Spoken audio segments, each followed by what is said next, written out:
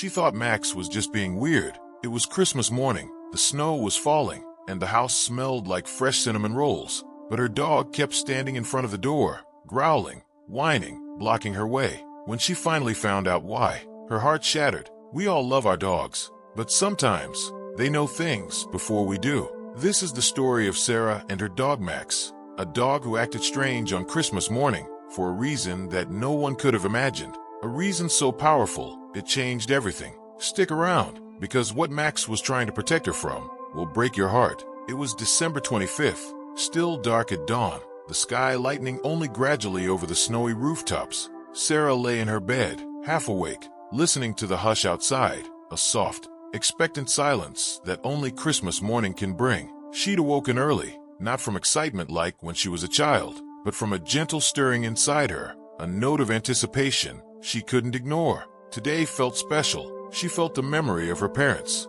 her mother's laughter echoing in the next room, her father's booming, "Merry Christmas," as he brought in the tree. She smiled to herself. Those voices were gone now, but in their place was someone else, Max. Max, her golden retriever, her constant companion. She remembered the day she brought him home. It was 7 years ago. She'd walked into the shelter feeling hollow, raw from grief after her father had passed. She didn't plan to adopt until she saw him, a shy golden with soulful eyes, hanging his head. Something about him mirrored her sadness. She'd knelt on the concrete floor, reached out, and he immediately pressed his nose into her hand. That quiet moment changed everything. She hadn't just taken him in, he rescued her. Since then, Christmas had always carried a warm glow. Even after her parents were gone, she would bake cinnamon rolls, trim the tree, fill the house with music, and Max would sit by her feet, tongue lolling, tail thumping against the rug. They'd had traditions, even small ones, like matching red bandanas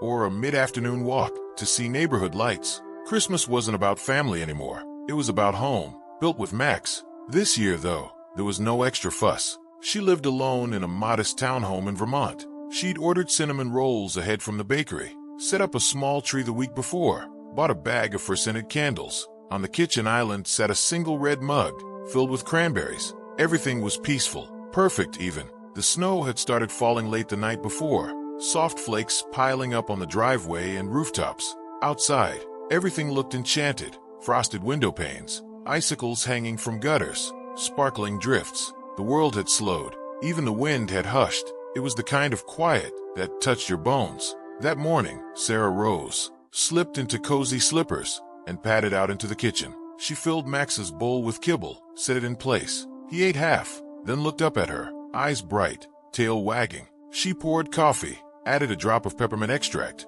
her own Christmas twist, and sipped it while lighting the tree candles. Warmth curled around her chest. She let out a quiet "Merry Christmas, Max," and the dog hopped up, pressing his wet nose against her leg. Moments like that, the comfortable routines, they were what made this holiday meaningful now. A sense of simple joy, free of expectations. With her mug in hand, she glanced at the front door. It had a wreath on it, pine cones, red berries, a plaid ribbon. She'd hung it 3 days ago, just after finishing the tree lights. She looked through the frosted glass and saw the snow-covered walkway, the mailbox half buried. Everything was still. She picked up her phone and tapped a message to her mom. "Merry Christmas from Max and me. Wish you were here." Max padded over, pressing his shoulder against her knee. His fur was slightly stiff. She frowned. He wasn't usually like that. Usually, he'd bounce, flop onto his side, beg for pets. Today, he was quiet, too quiet. A soft jangling sound came from beyond the door,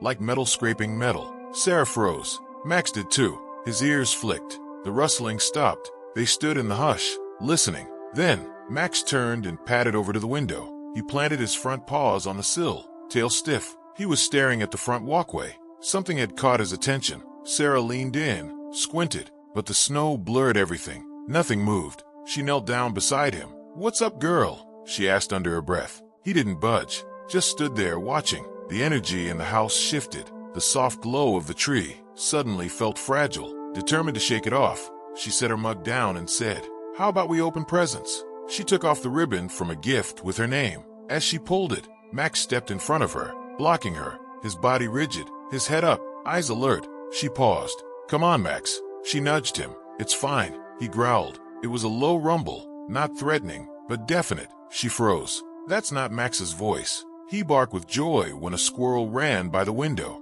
Not like this. She exhaled slowly, put her hand on his flank. It's okay. There's no one out there. He lifted one paw, placed it on her hand. He stared up at her, breathing shallowly. Her skin prickled. She pushed herself up. Okay, maybe wait a sec. She glanced at the window again. Still nothing. She tried to push away the uncomfortable feeling. Minutes passed. A minute, two. She lost track. Max stood in front of the door the whole time, never leaving that spot. Tail still no wag. Sarah felt torn. She wanted to embrace the day, to dive into her cinnamon rolls, open the package she expected, let Max run around. But something in the air told her otherwise. She could feel tension, like static. Another noise, faint, a footstep, the soft contact of rubber on snow. She listened, then silence again. She took a deep breath. Okay, Max, let's go. She gently moved around him, but he shifted. He blocked her again. A thrill of fear coursed through her. Not panic, but that subtle creeping sense. Something's off.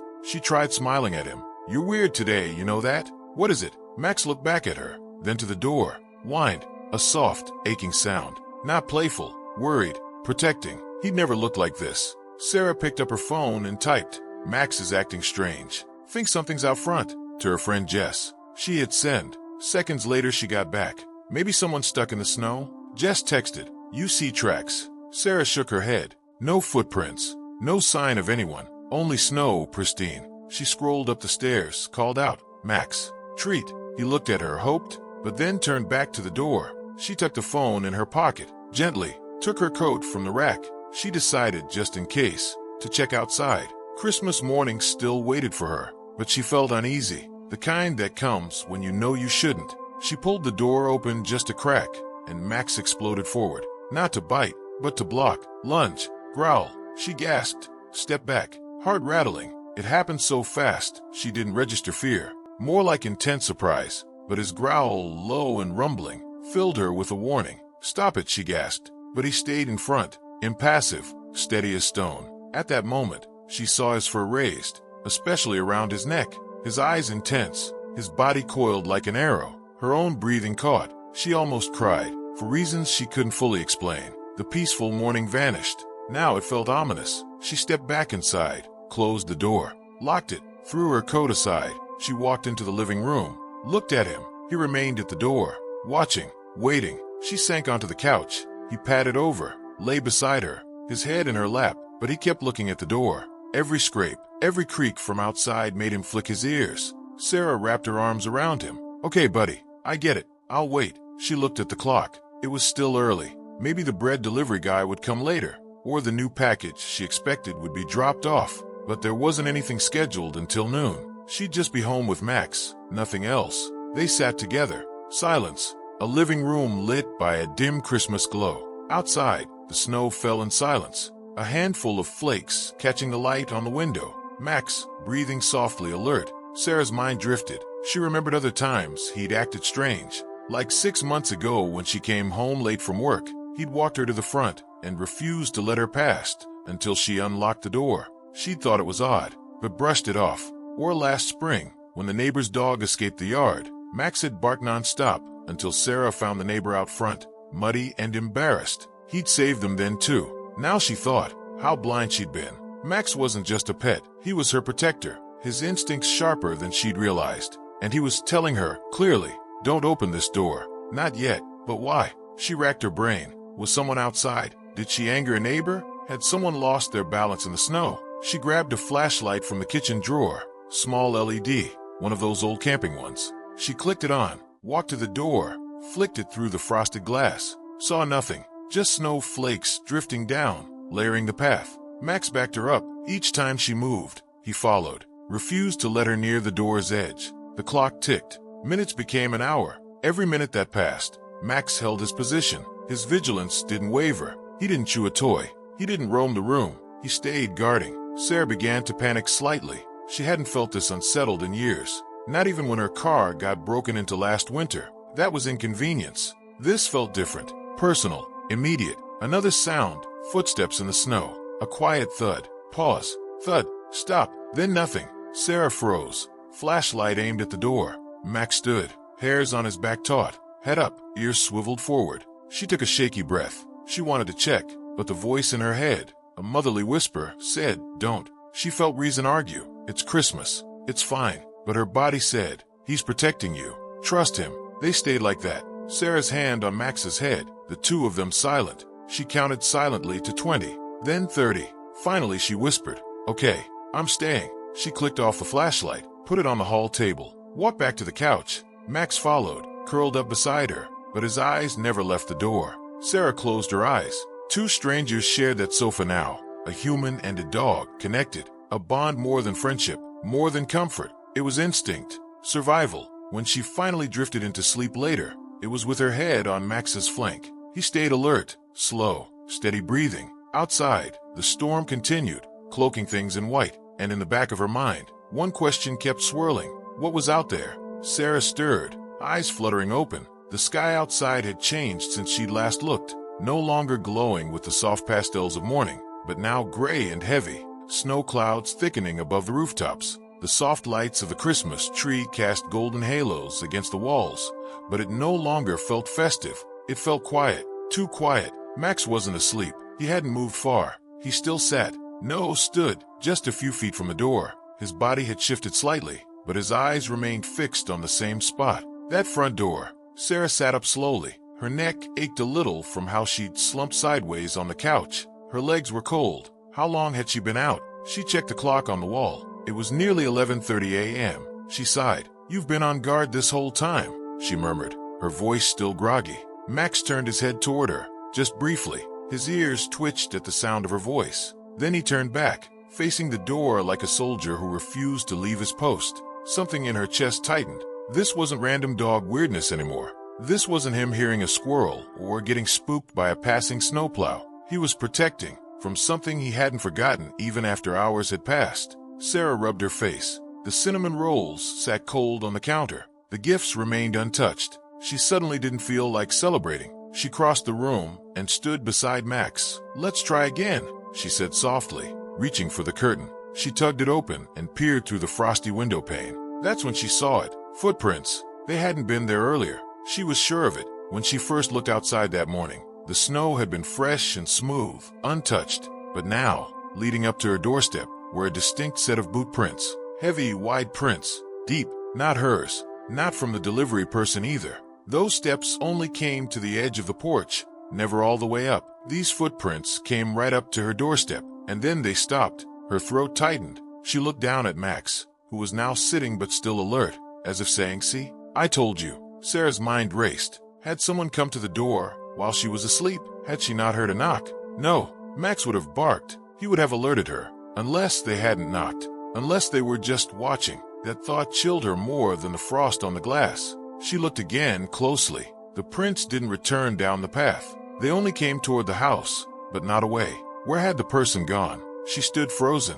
Max let out a soft, strained whine. Suddenly, she felt incredibly exposed, like the walls of her home were paper thin. The quiet Christmas joy from hours earlier felt like a distant memory. Her hand trembled slightly as she pulled her phone from the pocket of her robe. She opened the security camera app tied to her small front porch cam. She scrubbed backward through the timeline, fast-forwarded, slowed down. The footage showed the morning snow, the flicker of the trees in the wind, and then, nothing, a gap. There was a 90-second blank space in the recording. She stared. Her heart thudded in her ears. Cameras glitch sometimes. That's normal, but her camera had never skipped before. She tested it. She trusted it. Yet now, in that very 90-second window, when the prints appeared, the footage was gone. She dropped the phone onto the couch and ran her hands through her hair. "Max, what is happening?" she whispered. He wagged his tail once, just once, but never left his position. Sarah turned to glance out the window again. That's when something else struck her.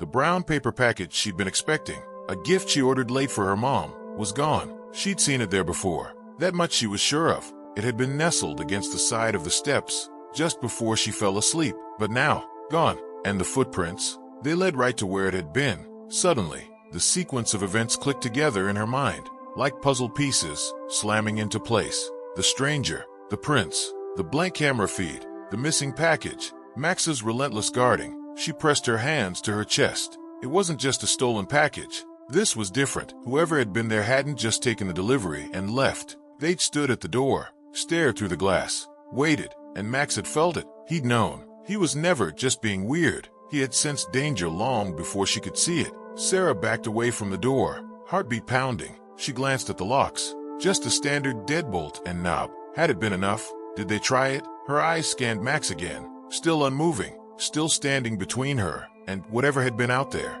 She reached for her phone again.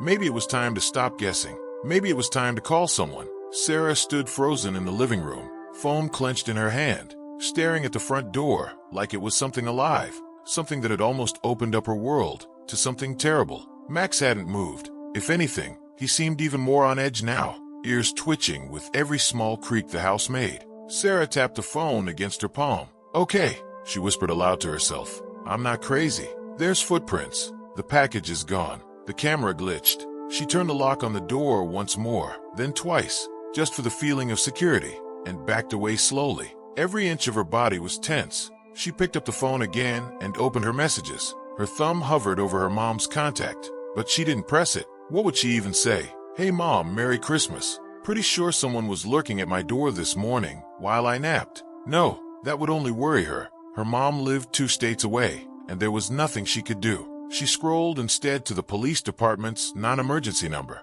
Her finger hesitated. Would she sound ridiculous? Reporting a missing package on Christmas morning wasn't exactly an emergency. And yet, something about this didn't feel like a package thief. It felt different, more personal, more invasive, like whoever it was hadn't just wanted her delivery. They wanted something else. She clicked call. After 3 rings, a calm male voice answered. "County Sheriff's Department, non-emergency line. Officer Dennis speaking. Hi, my name is Sarah Turner. I live in Northbrook, just off Maple Lane. I think someone may have been at my front door this morning. I didn't see them, but my dog has been acting strange all morning, and I just noticed some footprints in the snow and a missing package. Also, my doorbell cam glitched for about 90 seconds, right during the time the prints showed up." She heard her own voice trembling. There was a pause, and then Officer Dennis replied, "Okay, ma'am, that does sound unusual. You said your package was stolen." "Yes, but I think there's more to it. My dog wouldn't let me near the front door this morning.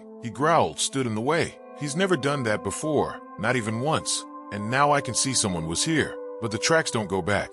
They just stopped, like they got close, and then vanished." "Are you at home alone right now?" the officer asked, his voice suddenly more alert. "Yes, just me and Max." He paused again, then said, "Okay, do not open your door unless it's for an officer. I'll have a unit drive through your area and stop by to check things out. Shouldn't take more than 15-20 minutes." "Okay, thank you." She hung up and looked at Max, who had now laid down but kept his eyes pinned to the door like he was waiting for it to move on its own. Sarah knelt beside him, stroked his fur slowly. "Good boy," she whispered. "I should have trusted you right away." She tried to distract herself while she waited, picked up wrapping paper, refilled her coffee, opened the curtains a bit more, but she couldn't shake the unease. It was crawling under her skin like static. Then something strange happened. As she stepped into the kitchen to pour herself another mug of coffee, she caught sight of something out the side window. At first, she thought it was her eyes playing tricks on her. But no, there was movement across the street, behind the neighbor's bushes. A man, just for a flash. His dark coat moved past the hedge and disappeared behind the garage next door. Her breath caught in her throat. Her hand holding the mug trembled. She darted back to the living room. "Max," she hissed, but he was already standing again, tail up, muscles taut. She checked the front window. Nothing. Then the side again. Empty. Had she imagined it? No. She knew what she saw. The phone rang. It made her jump. She snatched it up. Unknown number. She answered instantly. "Hello. Hi, is this Sarah Turner?" a new voice asked. A woman's this time. "Yes. Who's this?" "This is Officer Hayes with the Sheriff's Department. I'm calling because we believe we may have recovered some stolen property. There was a man taken into custody about 20 minutes ago near Lakeview Street. He had a bag of mail and packages with him, including one addressed to you." Sarah blinked. "Wait, what? You have my package." "We believe so, yes. It has your name and address on the label." "Did you report a package theft earlier today?"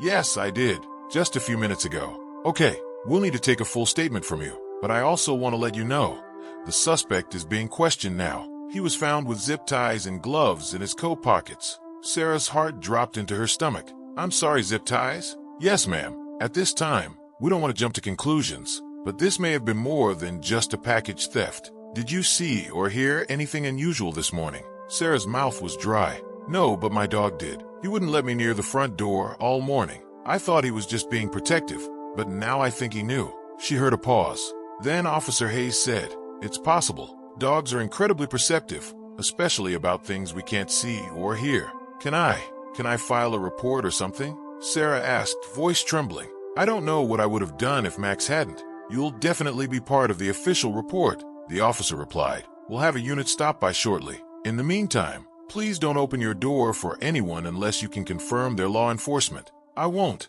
she said quietly. "Thank you." After she hung up, Sarah stood there for a long moment, phone still pressed against her ear, breathing shallowly. Zip ties, gloves, a bag of mail, and one of those packages had been hers. That was too many coincidences for comfort. She walked slowly into the living room, dropped to her knees, and wrapped her arms around Max. He didn't squirm or move. He just leaned into her, his big head resting on her shoulder like he knew, like he'd known all along. And maybe he had. Maybe the second that stranger's scent hit the air, Max's brain had kicked into gear. Instinct, loyalty, protection. Sarah realized then just how close she had come to opening that door. If she hadn't hesitated, if Max hadn't growled, blocked her, she might have stepped into something she couldn't walk back from. The door had separated her from danger. But Max was the one who kept it closed. The knock at the door came 30 minutes later. 3 soft, deliberate raps. Sarah's body tensed instantly. She looked at Max.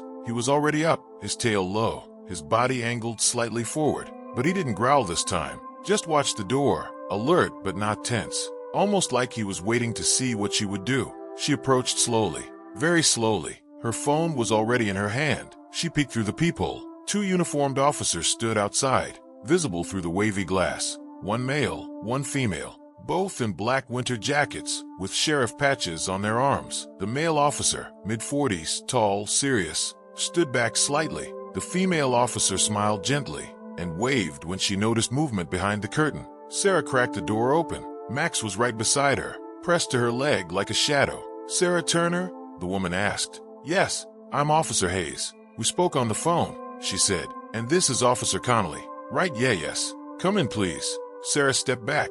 The officers entered slowly, wiping their boots on the mat, scanning the room instinctively. Max backed away slightly but remained nearby, watching every move. "Is it okay if I pet him?" Officer Connolly asked. Sarah nodded. "Sure." The officer crouched down, held out his hand. "You must be Max, good boy." Max sniffed him, then allowed a quick pat on the head, but his eyes kept flicking back to Sarah. "I just want to start by saying your call helped us piece things together faster than we expected," Officer Hayes said as she pulled out a small notepad and pen. "And your dog, he likely saved you from something far worse than a stolen package." Sarah swallowed. Her hands were still trembling slightly. "So, what exactly happened?" Hayes took a breath. "Around 9:40 this morning, a local resident on Lakeview Drive reported seeing a man walking house to house, pausing at porches. The neighbor found it odd because of how the man was dressed. Heavy coat, no ID badge, no delivery bag, just a black duffel slung over his shoulder." She continued, "We dispatched a cruiser to check it out. They found the man several blocks away, ducking into the alley behind Ridgewood Market. When they approached, he ran, but we caught up with him about 10 minutes later." She paused and looked directly at Sarah. "Inside his bag were 7 stolen packages, including one addressed to you." Sarah blinked, then nodded slowly. "You said he had zip ties." "Yes," Hayes replied.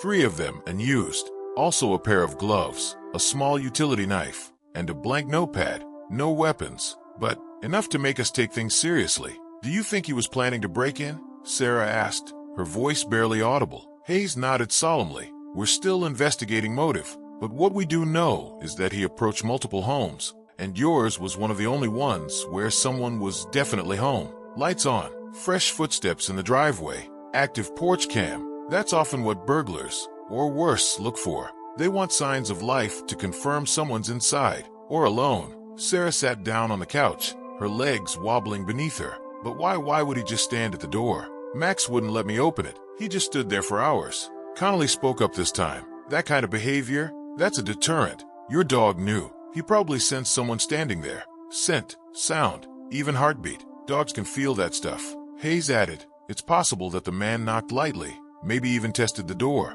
If your dog reacted right away, it may have been enough to scare him off, but not before he grabbed your package." Sarah let out a slow, shaky breath. "So Max," she looked down at him, He had finally sat again, eyes soft. Calm now. Max scared him away. Connolly smiled. He did more than that. He might have saved your life. The words felt unreal. Sarah pressed a hand to her forehead. Everything about the morning, the warm coffee, the cinnamon rolls, the tree, it all felt like it belonged in a different lifetime. Like this whole day had split in two, before she knew, and after. Officer Hayes handed her a printed photo. This is what he had on him, she said. It was a snapshot of the package. Sarah recognized the red, merry, and bright tape she'd used on the box. The corners were torn. Snow clung to the edges. Next to it, on the table, was the man's bag. Large, black, partially unzipped. Zip ties poking from the front pocket. She felt like her stomach was a knot of ice. "Do you need anything from me?" she asked finally.